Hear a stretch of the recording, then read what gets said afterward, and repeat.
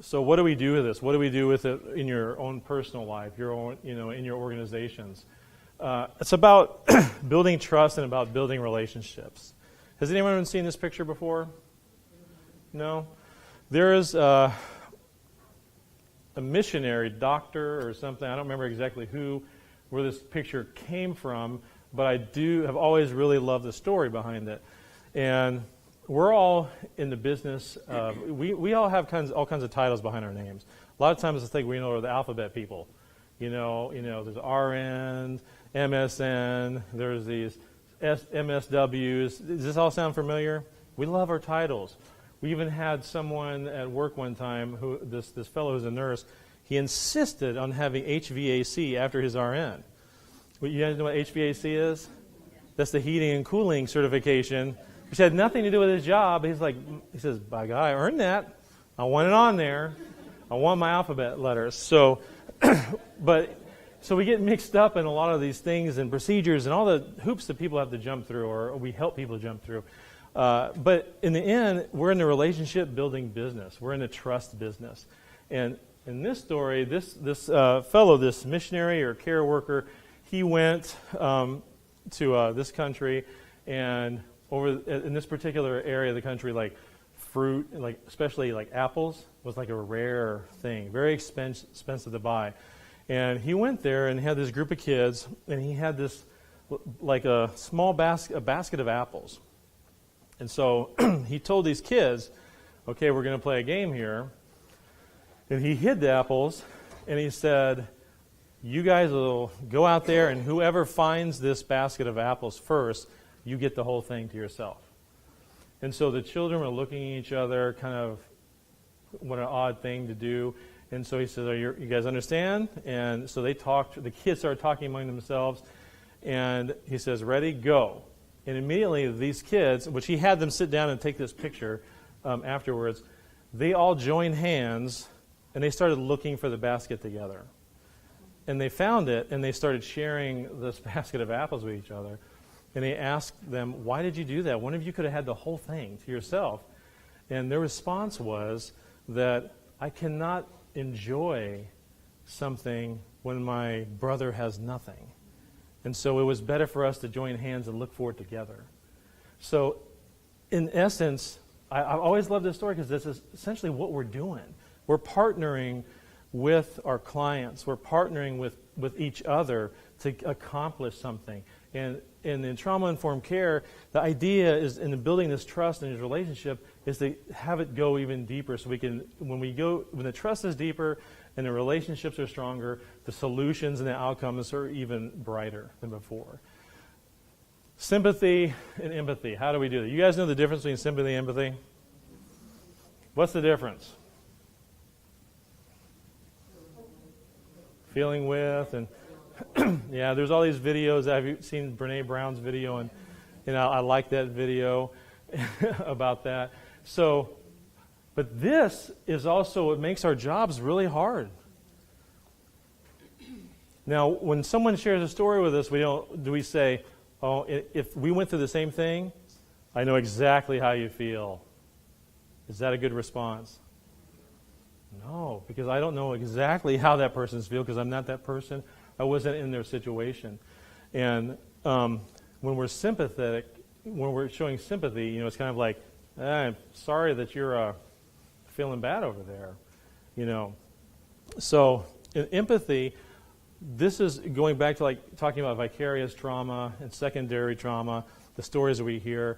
This is what makes our job so hard. When we have to go to that place to find something we can relate to try to have empathy for that person. And this builds up over and over and over. Does anyone ever feel just spent at the end of the day? Mm-hmm. Yeah. It's like that. There's this process that goes on, isn't there? Has anyone ever worked with a very angry client? Yesterday. Okay. I don't want to ask you to tell us about it, and I'm sorry that you had to do that. But things go in a cycle. People have questions first, right? They have questions. There's two types of questions: information seeking, and then they want to know why about these things. And so, if we don't have the answer to their questions, what happens with them? They get angry.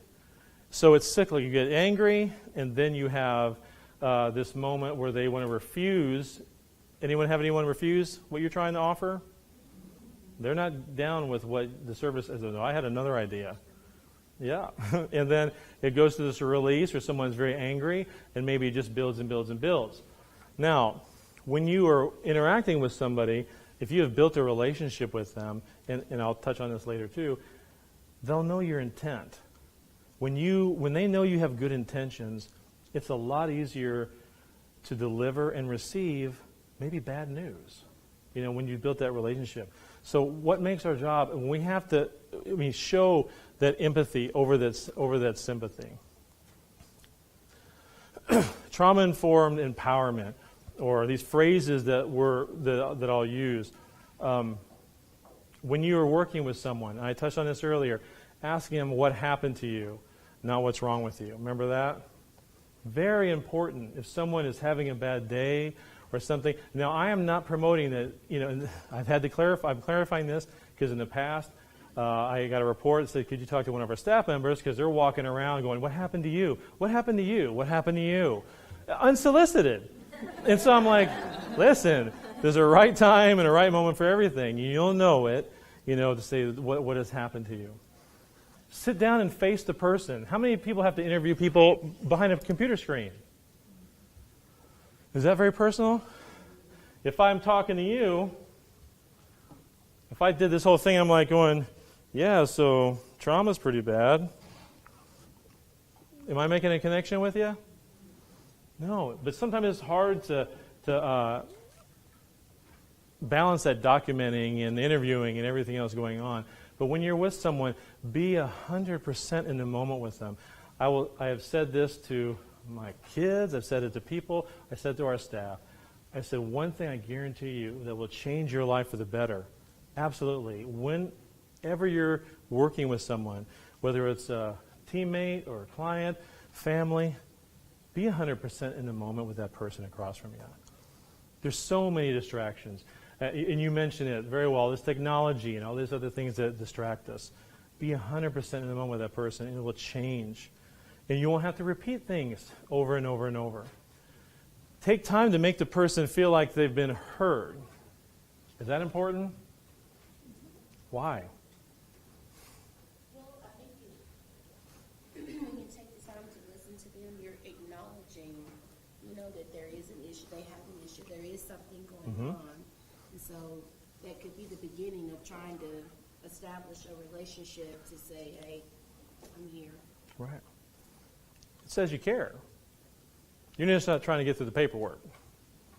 So I care about you. I care about what happens to you. It takes about 30 seconds to build rapport if we can do it the right way.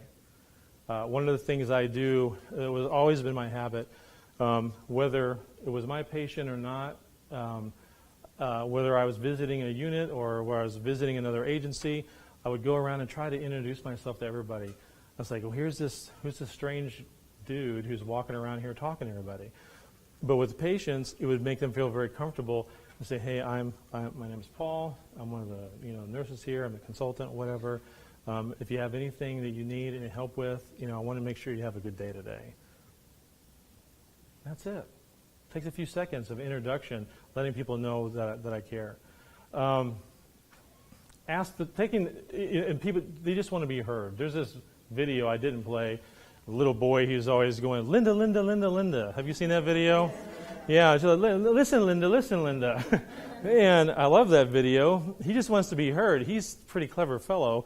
He kind of lost me at the end with what he was trying to get. I realized it was cupcakes, but who wouldn't? So, yeah, people just want to be heard. So, ask the person, if they have any preferences or if they're having any difficulty with a specific process that you're doing. Because often, some people don't want to speak up if they're getting lost in what's being said. Is it easy to get lost in the system? Yes. Yeah. And do people advocate for themselves? Not usually. So we end up having to advocate for them, making sure they're not lost or caught up in this process that we're trying to help them with. Ask the person if there's anything that you would like me to know before you begin. How would that come into play? Maybe, have you ever encountered someone who doesn't know how to read or has difficulty reading? Someone who can't speak English? I sat down once and I saw an interview. Someone was interviewing with someone, and the person just kept nodding their head, but they never asked them at any time, do you understand what I'm saying? And they said, are you understanding what I'm saying? They were saying yes. And I said, do you ask them if they speak English? And they said, you speak English? And they know. And so they had been interviewing this person for 45 minutes and marking yes to every question they were just nodding their head to. So asking ahead of, is there anything I need to know? Is there something that you're having trouble with during this process? Is there, what about lighting? What about in the rooms? Things like that. People are triggered by all 5 senses. We had some kids in therapy once at one of these outpatient clinics, and their time was changed to the morning. And the morning time, they've had changes before, no big issue, but suddenly these kids had been sexually abused over and over, a terrible case. And in the morning, they started having all these behaviors during their session, and we couldn't figure out why. And so they called me in and said, what do you think is going on here? We're kind of at a loss. And rather than getting overcomplicated, which people tend to do, I said, well, let's look at what's changed. Time has changed. They've had no issue with there. What about the smell? I'm like, what do you mean the smell? And they're the first patients of the day, so there's still this lingering smell of bleach in the air. Bleach has been related to the smell of bleach, related to the smell of, semen. The smell was triggering them because of all the abuses they had been through. They didn't know what was going on. So we changed the cleansing product, and they started doing better. Something so simple, something so basic. We might not know what's triggering people. That goes back to the integrated experience. There's someone who used to travel a little bit with me and tell her story, that this young lady, and I'm sorry, this is such tough material to talk about sometimes, but she had been gang raped multiple times. She was in an accident, she was thrown from her vehicle, and she was fine, but believe it or not, but when she opened her eyes, there were 2 paramedics, 2 men over her working on her. So what do you think her response was? To fight. So she started fighting back, and they said, oh, she's fine. She needs to go to the psych ward, not the ER. So they take her there. That was not appropriate. If they had just realized maybe something had triggered her, and maybe I talked to these 2 fellows and said, if you identify, hey, you've been in an accident, we're paramedics, we're here to help you, and back off for a minute, and then let her invite you back to help. So people can be triggered by all kinds of things. So that question, it can be asked very casually. Is there anything I need to know before we start talking about this process? Ask if there's a way you can make the process easier. Now, I know we all might be bound by all kinds of rules and things like that, but we're all creative enough to figure out a way to make things easier for somebody. A lot of times I like to ask patients or clients I work with, I say, on a scale of 1 to 10, how are you rating your stay here? And they said, well, it's about a 5. And so I ask them, what if I can do just one thing to help move that score to 10, what would it be? And usually in a hospital, 9 times out of 10, it's like, well, the food, or whatever. I said, well, I can't do anything about the food, so what else? Well, that's about it. And I said, well, let's get dietary and see what we can do. But, just asking them pointed questions like that. Ask if there's a way you can help a person relax. If they look uptight, body language. Body language, when we communicate, they say like 93, I don't know who comes up with these stats, honestly. 93% of communication is not the words we say. So if Diane there, says, hey, Paul, I'm like, what am I saying? Just like with Shonda, I was not interested in hearing you talk to me. And I'm not saying to go overboard. Hey, welcome here. Have a seat right here. Let me dust it off for you. I'm not saying going overboard, but just, is there a way we can make you feel more comfortable? Some people would rather sit closer to the door. Maybe they want to feel trapped, that type of thing. pay attention, well, like I said, the body cues, and give culturally sensitive responses. Is that important? I walked into my clinical one time. They said, we're going to have you work with this patient down the hall, again, on labor and delivery. With all the miracles that happened there, wasn't good for me. So I walk into the room, and I knock on the door, and the patient's eyes get huge. And that's the only thing I see because they had a hijab on.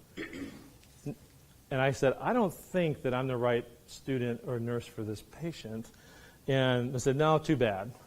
She's going to have to deal with it. And so I had to escalate. Why would she not want a man in there? Was that culturally sensitive? Yeah, it wasn't culturally sensitive. So there are things that we even will be in trauma-informed care to be aware of the different cultures, different, not just with our ethnic background, but also just in our regions. We were talking about the differences in counties on break. That there's different counties, there's different cultures in different areas. In a trauma-informed organization, let me see, I'm going back and forth here. It realizes the widespread impact of trauma and understands the potential for recovery. Because even though you guys might say, well, we're not in the medical field or whatever, you guys are a part of the recovery process, aren't you? This is what you do. You're trying to help people recover and maybe get back on their feet, maybe trying to give them power back to themselves so they can start going forward on their own. A trauma-informed organization recognizes the signs and symptoms of trauma in their clients. This is and we've been talking about this, to start looking for these signs, these subtle signs, because people just don't automatically walk and say, hey, I'm Paul, I'm here to get some assistance, and I've been abused, by the way. Do people are that open with their stuff? No. So you might just start looking for subtle signs, being very uncomfortable, the way you move around, and how you relate to them. An organization as trauma-informed responds by fully integrated knowledge about trauma into its policies, procedures, and practices. Now that's a longer thing, and on some of the, I forgot how many committees I'm on that I get. Anyone get assigned things? Yeah, I've said yes to so many things on accident, and we have someone who is a COO who is a low talker. You know any low talkers? And so I'm sitting in a meeting, and we're all leaning in, waiting there, and then all of a sudden they look all my direction. I go, sure, yeah. And then afterwards, the COO comes up and he goes, I just want to thank you for taking on that project. I'm like, how's that? Because I didn't catch what you were saying. And I ended up doing a root cause analysis for the next 3 weeks. So be clear on how we communicate and what we're communicating. And we actively seek to resist that re-traumatization. Can we be a factor in someone's being traumatized? It's back to that integrated experience.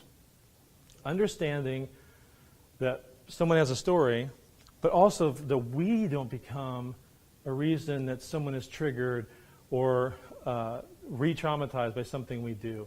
Now, I know that sounds like a lot of pressure, and I'm not saying, put that kind of pressure on yourself where like, oh my gosh, I have to worry about what I say all the time. It's really just not about that. It's just back to the basic things. Respond or react, in the way we talk. In the future, I'll give out some more material later on about how better ways that we can respond to these situations. Because I'm sure you're faced with things where on occasion where you're just like, I don't have an answer on how to deal with this, and it's tough. But the first thing you do anytime, and what I always tell different staff and wherever I go, who's the first person you should assess every day? Yourself. Take the time to assess yourself. All the staff that I've ever spoken to in teams, I would say I know this is a tough one, get to work a little early. Don't time in, because I've got emails say, well, you told us whole staff to come in 10 minutes early, and now our budget is like one. So let me clarify. I'm not saying come in and time in and do this. I say if you have the time, whether at home or when you get to work, sit in your car for 5 minutes and just make a decision. And I do this every day. I go to work. I decide what kind of nurse do I want to be today? What kind of provider do I want to be? Consultant, whatever. What kind of person do I want to be today? And I make the decision now.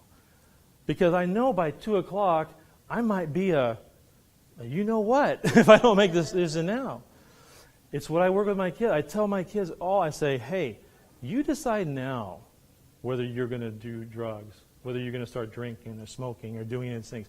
Let's talk about making the decision now so that when you're faced with it, and you will be, you say, I've already thought about that, and I already made my decision a long time ago. I'm not doing that. Does it always work that way? No. And my oldest is a proof of that. but it sets the groundwork. And the biggest thing here, I'm going to say, with almost any program, don't get stuck in awareness. How many programs are out there? I'm colorblind, so I don't know what colors are ribbons, but I'll see people with 3, 4 ribbons on about remembering this and awareness of this and that. And these are all important things. But what happens when you just get stuck in awareness? Is there any action? Huh? You can't move beyond. You can't move beyond. Everything these days is so much about awareness, but no action. And I learned that once I was invited to a summer program and talked to these kids. And this little fella came up to me and he said, sir. And I said, oh gosh, don't call me sir. But then he goes, ma'am? I said, listen, wise guy. And he goes, well, you didn't give me another option. And I said, Paul's fine, and or Mr. Rada, whatever. And he says, I'm really grateful that you came here, and many other people have come from other programs to talk to us in the summer. What now? Because nobody ever comes back. No one tells me what to do from here. And he told me, this young fella said, I've been trying so hard my whole life to prove that I'm the man. No one's ever taught me how to be one. They come and talk, but they don't put anything behind it. And so in this trauma-informed, I'm so grateful to spend time with you guys today. But I would say this, and anything that's important to you, whether it's this or something else, just don't get stuck in awareness. There's something we can do each and every day to make the world better and make ourselves better, to do something. Training, and this covers the whole gamut. Training and workforce development, when you are putting it into your recruiting and hiring, aspects of what you do. I've helped people put trauma-informed care principles into that, in the interviewing, having motivational interviewing, which is another topic on how to work and to interview people during your onboarding process. Is that a stressful time? Does anyone remember their orientation when they went through? Is that a long process? Can anyone tell me exactly what happened in orientation and what you learned? No? Everyone just, for the camera's sake, no one is doing this. Everyone is shaking their head no. And we often just want to get through it. So on our onboarding process, being trauma-informed, people are traumatized by orientation, sitting through weeks of that. So there's ways to principles that can be infused into that to make it a very meaningful experience. Also throughout their employment, gratitude is a big, big deal, learning how to communicate with each other in our team.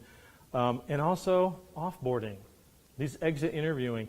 I have been in situations where managers have called me in and said, we'd like you to sit in on this process. We have to fire someone today. I'm like, well, thank you so much for including me. I'm not quite sure why I want to be you were including me. And he said, well, we were trying to make it trauma-informed firing. I'm like, whoa, okay. So how can you do that? And we're going to let you do it. I'm like, what? I don't even know this person. And so I went there early and talked to them a little bit, found out what their goals and dreams and all this kind of stuff were. And when it came down to have to happen, I said, I've got to talk to you a little bit. And it just seemed, this is not where your focus seems to be. And, for me, for workforce development, my goal is for people to be successful in what they do. And not just successful, find the meaning in what they do. And I think that we want to help you find meaning somewhere else. I didn't know how to say it really. And he goes, you're right. I was like, okay. I was happy for that response. And I got an email back and said, this firing was the best thing that happened to me. He went in, I said, take a chance and going for your dream job. 3 weeks later, I got an email from him saying, I got my dream job. You know, he's trying to put a square peg in a round hole for too long. So these principles, it's not just about how we treat clients and how we treat each other and this and that, about being trauma-informed and knowing all these things. It's a process of how we do things. And it's really not going away. It's spreading across the nation. People are trying to adopt these things, and the outcomes are amazing right now because it's making a difference. We're trying to heal wounds rather than just put Band-Aids on stuff. So, and I touched on this already, but every section of TANF or wherever you're coming from and parts of the country have their own specific culture. So these processes have to be made specifically for what you do, you know, to fit in your area, whether it's here across the United States, or we talked earlier, just even, I'll use Oklahoma as an example, is that different counties have different things. So it has to be very personalized. It's just not a canned product where you just say, here, and we follow A, B, and C. It forces us to work together. It forces your teams, whether they're large teams, smaller teams, to identify things that are processes that need to be changed. And what about you guys? Caring for those who serve others. And you're like, well, okay, we've talked about all these other people. What do we do for ourselves? These things that are very important, and I'll follow up with materials on this. But the pillars of health, they say, are physical, emotional, social, spiritual, cognitive, and financial. When one of these things are off, sometimes our whole balance is off. So it's really about identifying these things within ourselves. And the pillars of resilience are taking care of your health, giving and seeking support from others, balancing rest, responsibility, and recreation. Does anyone do that? I don't. I wish I did. We need to balance those things out, make sure we're getting relaxation and all this. I'm not getting religious, but a pastor told me one time, he said, the problem I'm seeing in congregation is that we worship our work, we work at our play, and we play at our worship. I was like, it took me a second to figure out what that meant, being dyslexic and all, but I was like, no, you got a point there. Sometimes our focuses are shifted in the wrong areas. And engage fully in life.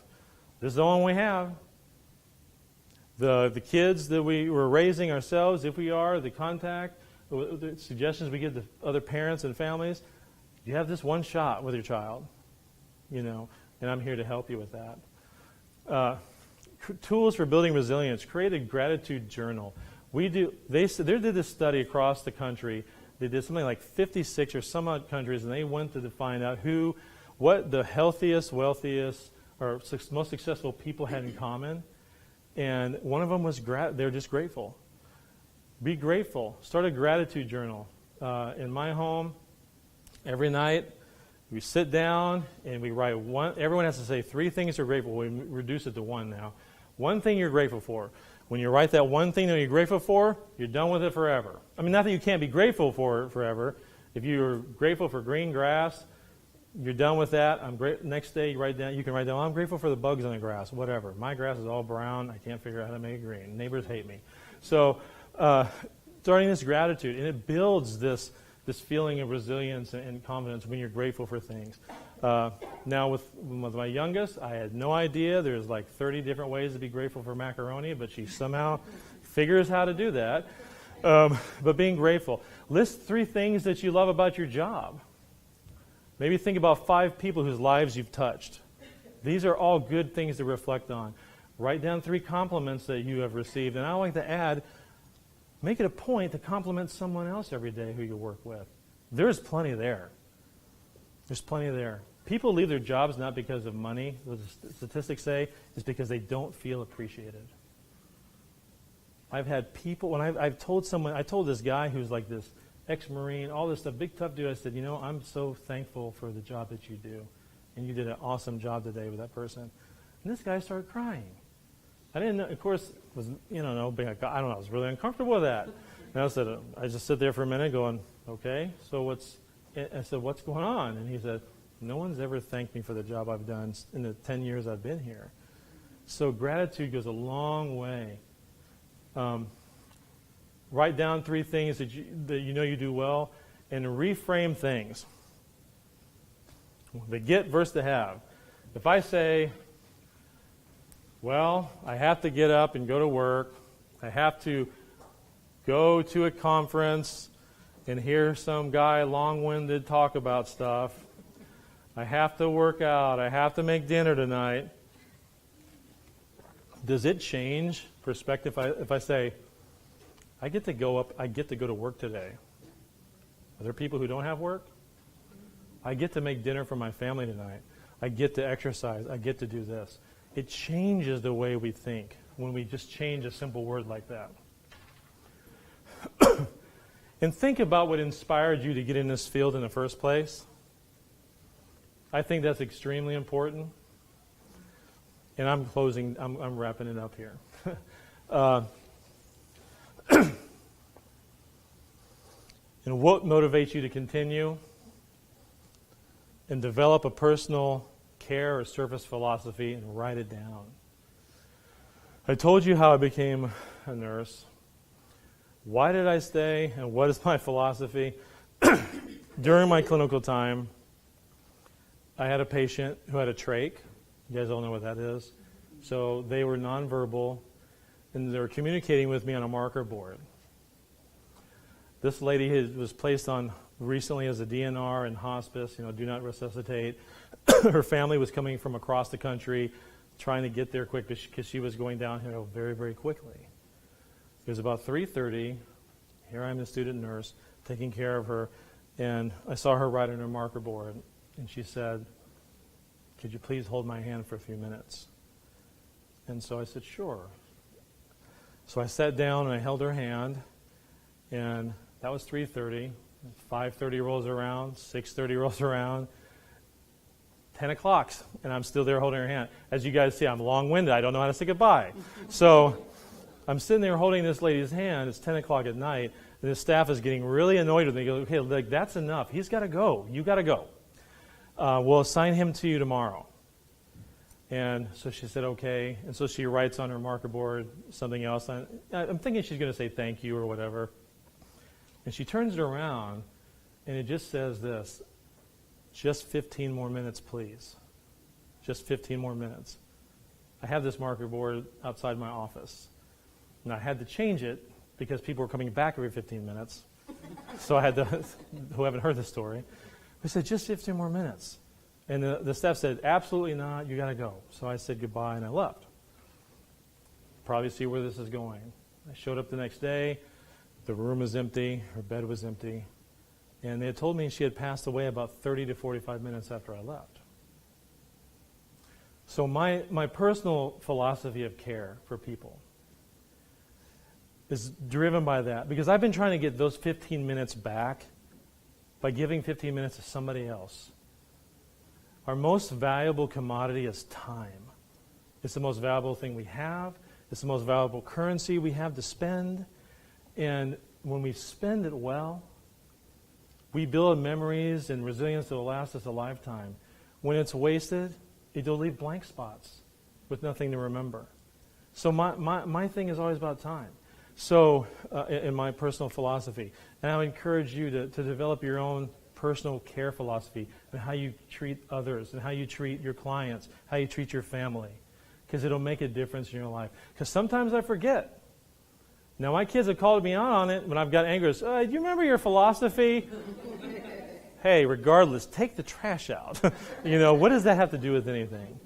And they remind me on time to time because there's something else we don't like. Accountability. So we're accountable to the people we serve. We're accountable to each other and to ourselves. So reflect on these things. Develop your own care philosophy.